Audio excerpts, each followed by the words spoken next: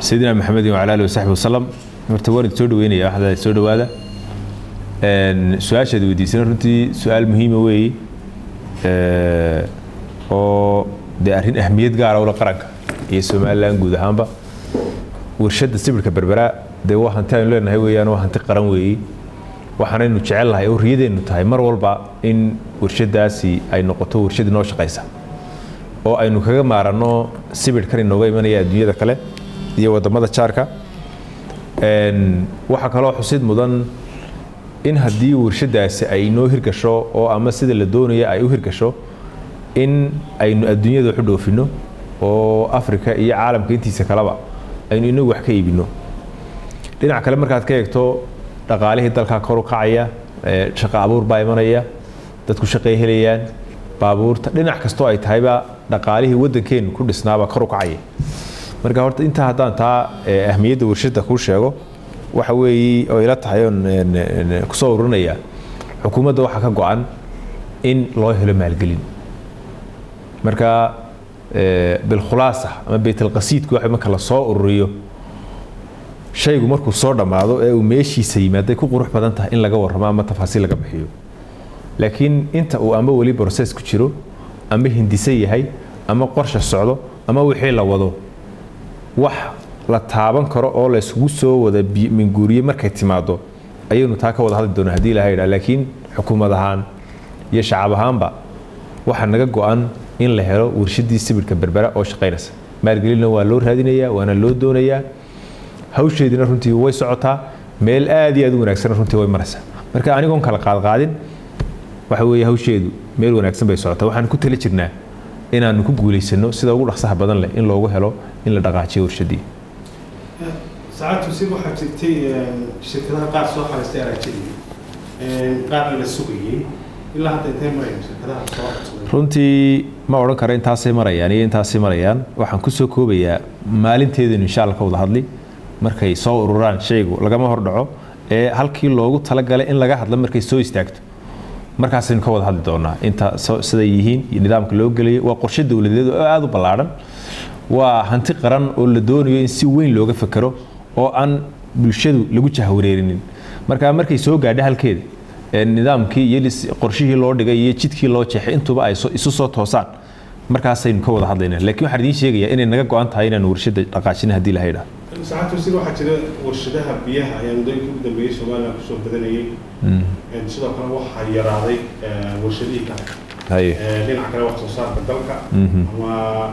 noocyada kala duwan maadaan warshadaha biyaha oo laftooda dhinaca kale la keenay qashin fara badan maadaama biyo aad loo isticmaalayo saacado badan ay keeneen biyaha warshadahaas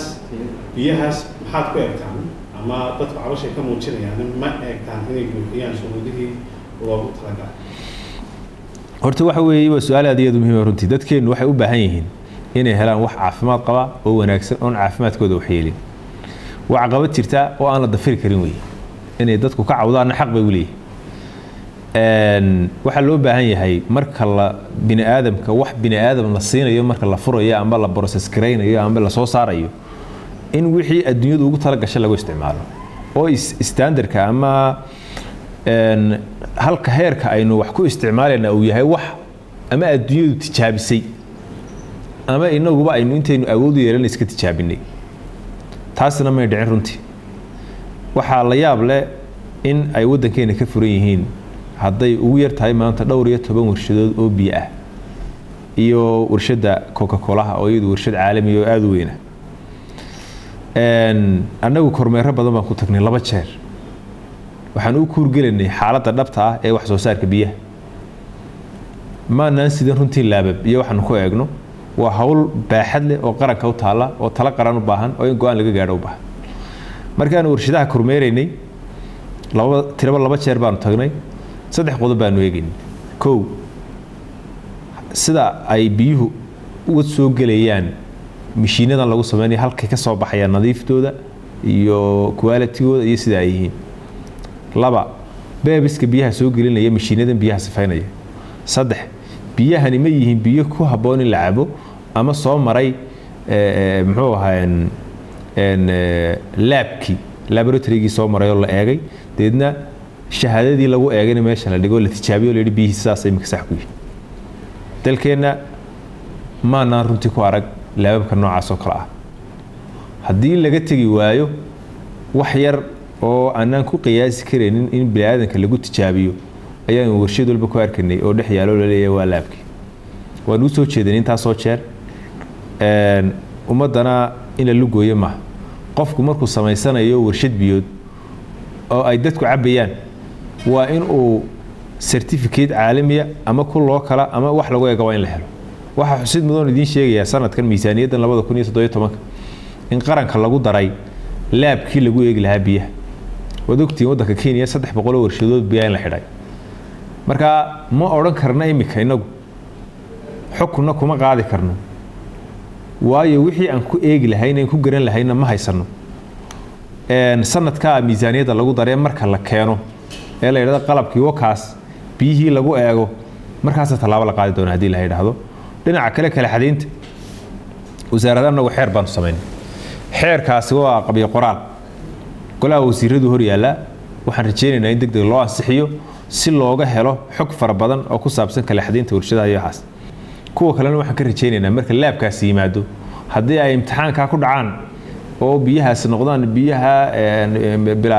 shaybaadka daweyn ka joojini haddii quality yeeshaan oo ay wax sax noqdaan oo ay soo iibsadaan qalabkii loogu tala galayna waa loo sii deyn doonaa kulli waa mushkiladina haysato loo baahan yahay tala qaran laga gudbo waan ogaayo waan la socdo xogaal baan ahaa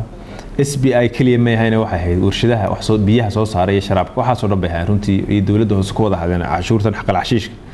oo ay isku hayeen beer kartoon in loogu dhufto xaqal xashiishka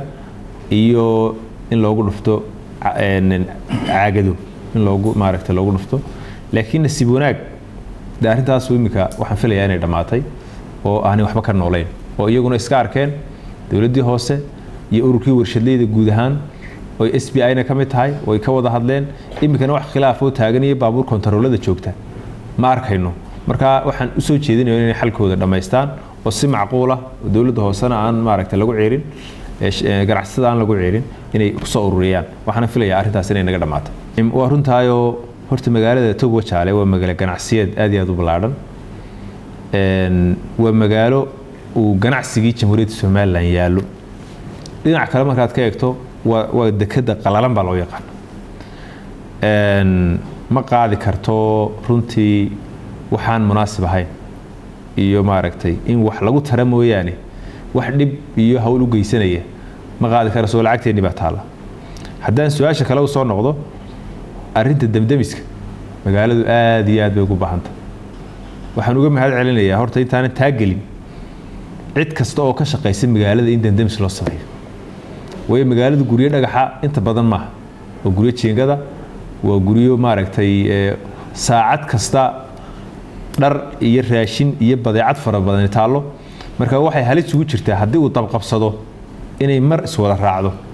si taa looga badbaado dadkii keenay iyo ciddii ka shaqeysay aad iyo aad baan runtii ugu mahad celinayaa ee dabdamiska keentay waxaanan meesha oolin dhismaa loo sameynayay damdamisku leeyahay waxaan mahad celinayaa wafdigii tagay ee dhagax dhigay ee sida wanaagsan u dhagax dhigay taana aad iyo aad baan runtii ugu mahad celinayay